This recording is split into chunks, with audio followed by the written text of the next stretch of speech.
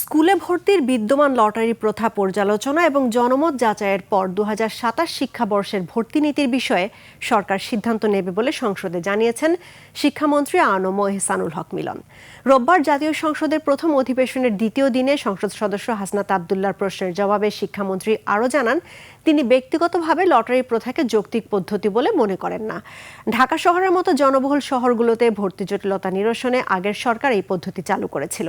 শহরের স্কুলগুলোতে আসন নিয়ে তীব্র প্রতিযোগিতার ফলে সৃষ্ট সমস্যা কমাতেই লটারি ব্যবস্থার উদ্ভব।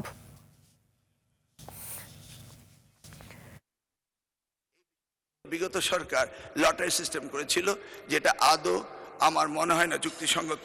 তবে আগামী বছরে এই শিক্ষা ব্যবস্থা ভর্তি সিস্টেম কিভাবে করা হবে সেটা আনুষ্ঠানিকভাবে আমরা স্টেক হোল্ডারদের সাথে, অর্থাৎ অভিভাবকদের সাথে বিভিন্ন রকম সেমিনার সিম্পোজিয়াম করে মাননীয় সংসদ সদস্য সকলের অভিমত নিয়ে একটা জনমত সৃষ্টি করে আমরা আগামী ২০২৭ জানুয়ারি ভর্তির বিষয়ে চিন্তা করব।